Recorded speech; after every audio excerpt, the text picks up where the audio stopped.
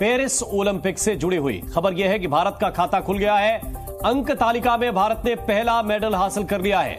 22 साल की शूटर मनु भाकर ने शूटिंग में ब्रॉन्ज मेडल हासिल किया है। मनु का आज फाइनल मुकाबला था 10 मीटर एयर पिस्टल इवेंट में। 10 मीटर एयर पिस्टल की खिलाड़ी है मनु भाकर और उन्होंने इस इवेंट में ब्रॉन्ज मेडल जीत लिया है। इस वक्त की बड़ी खबर आपको बता रहे हैं, मनु भाकर ने शूटिंग में ब्रॉन्ज मेडल भारत की झोली में डाला है।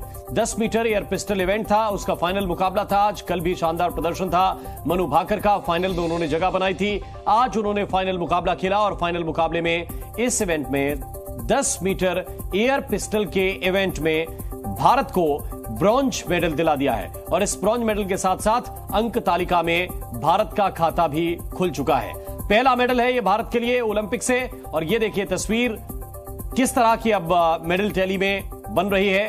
अभी तक गोल्ड और सिल्वर का खाता नहीं खुला है, ब्रॉन्ज का पहला खाता खुला है। भारत के खाते में आया है ब्रॉन्ज मेडल और इवेंट है 10 मीटर एयर पिस्टल का।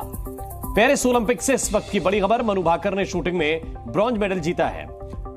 और इस वक्त की बड़ी खबर यह भी है कि पहली बार किसी महिला खिलाड़ी ने ओलंपिक के अंदर ये शूटिंग में ब्रॉन्ज मेडल जीता है।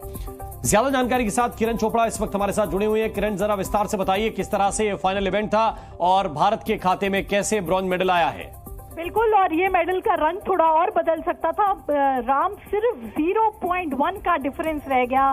जो कोरिया की खिलाड़ी थी मनु का फाइनल स्कोर रहा 221.7 और जो कोरिया की खिलाड़ी थी जब वो एलिमिनेट हुई मनु तो 221.8 थी। यानी इतनी करीब ये फाइट थी। और मनु भाकर की बात करें, हमने देखा था कि पिछले ओलंपिक्स में जो हुआ था उनके साथ, जब उनकी पिस्टल माल फंक्शन हो गई थी, वो आंसू के साथ वो निकली थी वहां पर। और एक वक्त ये भी आया था जब वो शूटिंग ही छोड़ देना चाहती थी। लेकिन जब इस ओलंपिक में आई तो सब जानते थे कि बड़ी मेडल कंटेंडर में से एक है वो, और यही कल क्वालिफिकेशन में भी देखा हमने। और अब वो 22 साल की उम्र में एक ओलंपिक मेडलिस्ट बन गई है।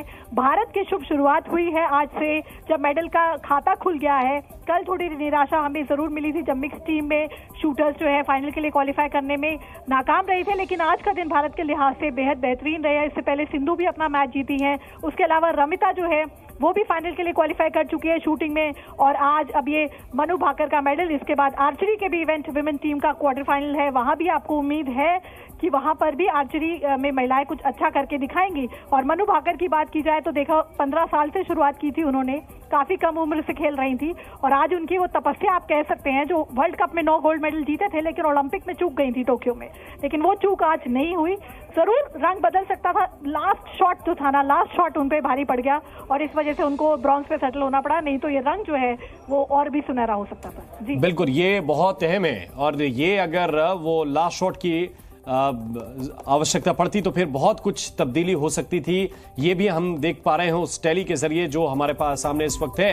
लेकिन पेरिस ओलंपिक से ये बड़ी सफलता है और शुरुआती दिनों में अगर खाता खुल जाए तो फिर ऐसा लगता है कि बाकी खिलाड़ियों को भी किरण प्रोत्साहन मिलता है। बिल्कुल बिल्कुल, आप ये भी समझिए कि शूटिंग खेल हमने देखा था, अभिनव बिंद्रा, गगन नारंग, विजय, बहुत से ओलंपिक मेडल आपके पास थे, राज्यवर्धन राठौर।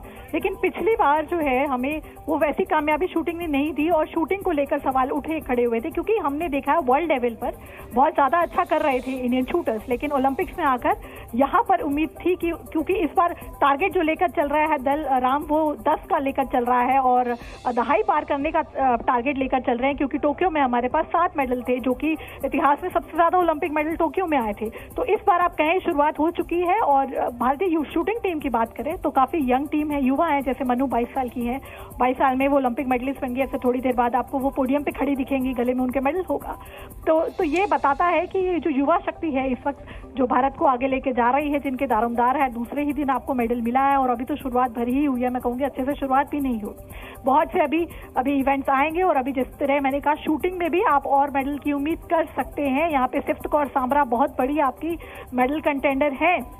तो अभी मनु के खुद के इवेंट भी बचे होंगे और इस वजह से कह सकते हैं कि आगे आने वाले दिनों में जो हम टैली लेकर चल रहे हैं, जो टारगेट लेकर चल रहे हैं कि 10 के पार इस बार जाना है ओलंपिक में, वो आपको होता हुआ नजर आएगा। बिल्कुल, लेकिन हम हमेशा देखते हैं उस खिलाड़ी को जो खिलाड़ी जीत कर आ जाता है, चाहे वो राज्यवर्धन राठौर हो जब जीत कर आए, इसके अलावा अभिनव बिंद्रा हो वो जीत कर आए, लेकिन इसके पीछे खिलाड़ी का एक लंबा संघर्ष किरण होता है। मनु भाकर ने किस तरह से अपने गेम को निखारा है, किस तरह से अपने खेल को वो इतने ऊंचे लेवल पर लेकर गई हैं? जी बिल्कुल, देखिए सबसे पहले मैंने जैसे कहा 15 साल से उन्होंने इसकी शुरुआत कर ली थी और 16 साल की उम्र में उन्होंने वर्ल्ड कप गोल्ड मेडल जीत लिया था। तो यानी वो शुरुआत से ही पता चल गया था कि आने वाले समय में बहुत बड़ा नाम वो बनेगी। टोक्यो ओलंपिक उनके लिए बहुत बेहतरीन जो है वो था कि टोक्यो ओलंपिक में मेडल उनका माना जा रहा था, लेकिन वहां पर किस्मत आप कहें लास्ट मोमेंट में उनके कंपटीशन से पहले उनके पिस्टल में खराबी आ गई, जिसकी वजह से उनके सारे इवेंट में वो परफॉर्म कर पाई और कई तो फाइनल में भी क्वालिफाई नहीं की। उसके बाद उनका आप कहें कि बहुत बड़ा संघर्ष का दौर था जब वो उन्होंने दूसरों से बातचीत करनी बंद कर दी थी और कई बार तो उनके पिता ने इंटरव्यू में भी बताया कि वो शूटिंग तक छोड़ देना चाहती थी, वो बहुत ज्यादा हताश हो गई थी। लेकिन आप कहेंगे रिडेम्पशन का पीरियड था। बिल्कुल, और ये मेडल जो है वो उनको तो कॉन्फिडेंस देगा ही भविष्य में। अभी उनकी उम्र केवल 22 साल है, आगे भी उनका बहुत सारा गेम बाकी है और बहुत सारे इवेंट्स में वो भारत के लिए सफलता हासिल कर सकते हैं। बहुत बहुत शुक्रिया किरण आपका इस पूरे अपडेट के लिए, इस पूरी जानकारी को विस्तार से बताने के लिए।